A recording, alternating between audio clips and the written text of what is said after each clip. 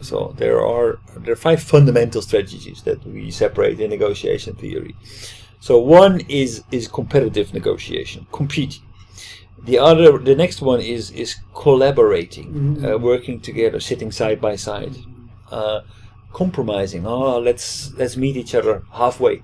Let's do 50-50. Let's split the difference. Avoiding, you're trying to avoid conflict, trying to avoid confrontation, because maybe you are in the first negotiation with a customer that you would like to have as a long-term customer. So you're avoiding any direct conflict, any direct friction with the counterpart. What's the difference from 2 and 5? Accommodating is same as 2. No, collaborating is more balancing each other's interests. Accommodating is more giving in to what the other side wants. Oh, okay, yeah, I can do that. Oh, I can do that. I can help you with that. Kind of compromise. No, well, it's not compromise. Basically, it's giving in. I don't understand this English. So competing is okay. So I will try to explain this. Competing is basically okay. Win or lose. I'm going to compete. I'm going to win. You're going to lose. Right? That's a competitive strategy. Collaborating is okay. Let's work together in making this thing work. That's a win-win negotiation, right? Okay. So you're not automatically giving what the other wants. Let's collaborate and try to tackle this problem together. Compromising is more okay. Let's split the difference. That's different from collaborating. Do you smell? Giving in.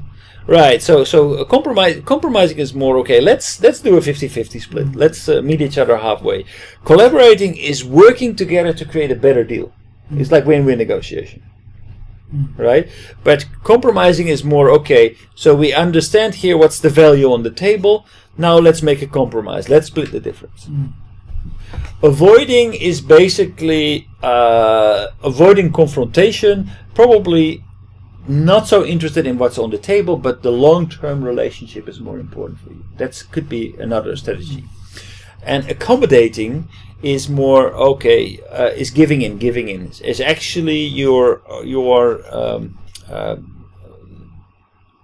this deal is probably very important to you, so you're going to give and give and give and give as long as you get the part that you want out of this deal.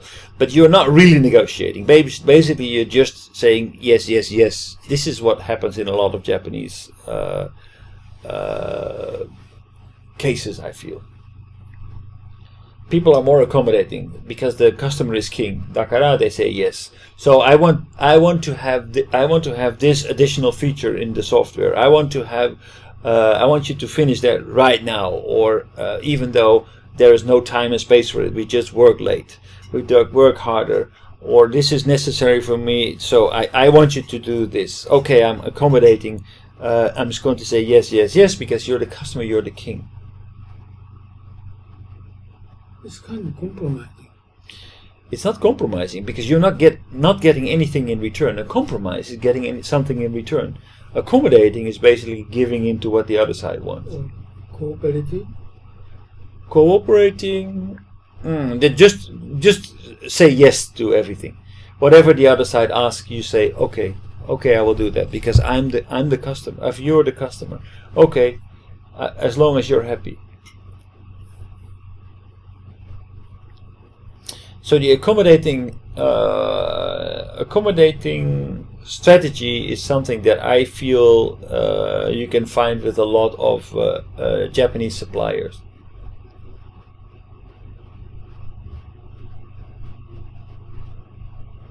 I find dictionary. Bravolo? That's a why are you not using the Apple dictionary? That's that. This I use this one. It's better? Bravolo. What does it translate? Everything?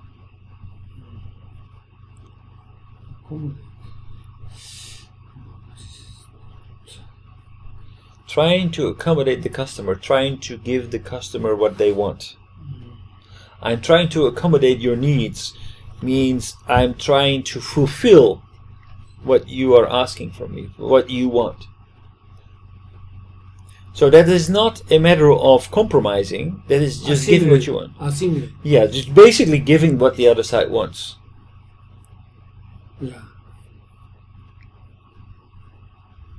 Now I understand.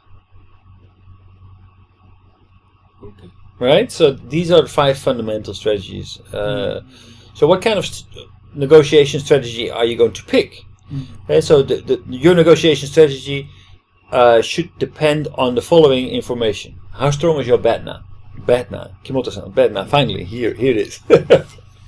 So how strong is your best alternative to the negotiated agreement? So do you have anything to fall back? If you are going to negotiate salary, if you are looking for a job, right, and you're going to enter a salary negotiation, but you don't have any BATNA, you're out of a job, you don't have any income, you're short of being evicted from your house, your BATNA is very poor, you're probably not going to engage in a competing negotiation strategy. Not at all. It's very likely that you will choose strategy number 5 and be very accommodating as long as you get the job. I need the job because I don't want to lose my house.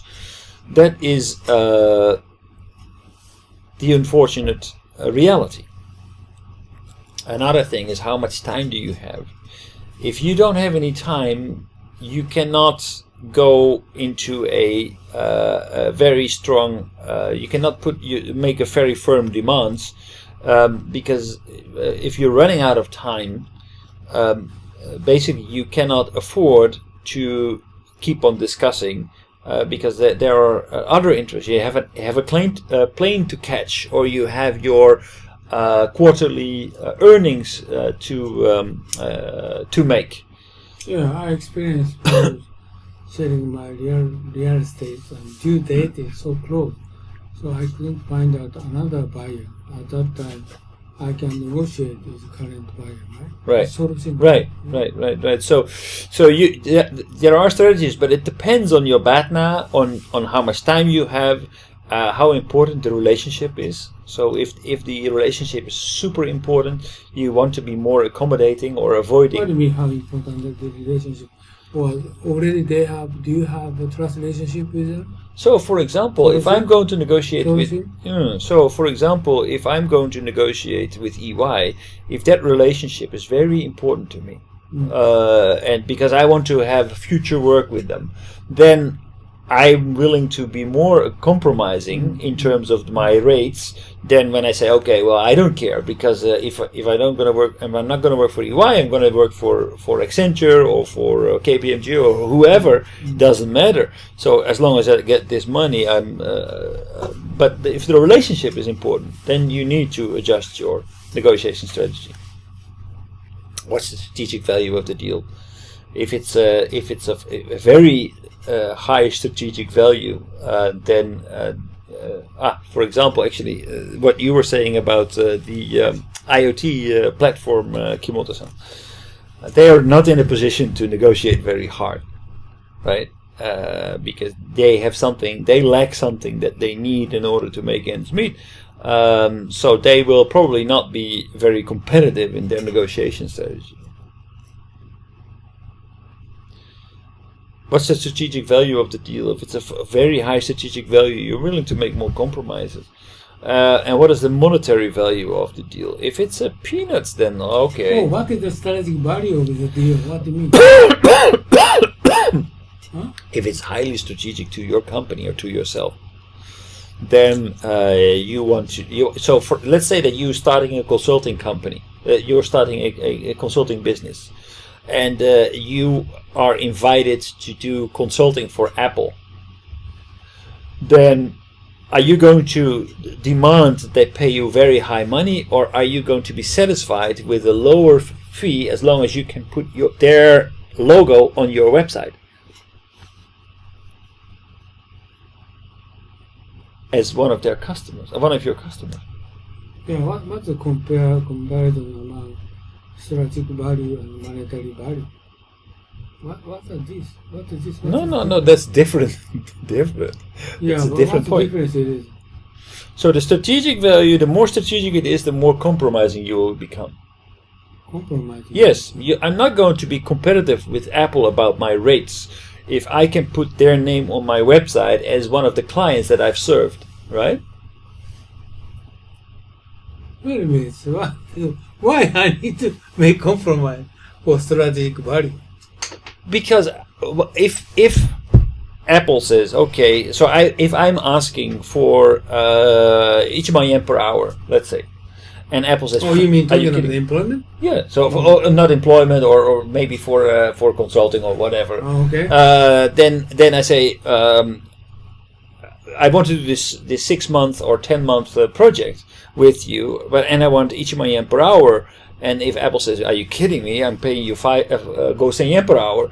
Then I could be very competitive and say, well, then forget it. I will not take the deal unless you pay me 1 万yen. But probably I will think, well, if I do this deal and I put Apple on my website, I can get so many other deals for 1 万yen.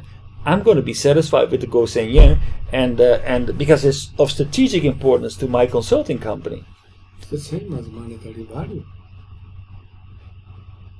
No.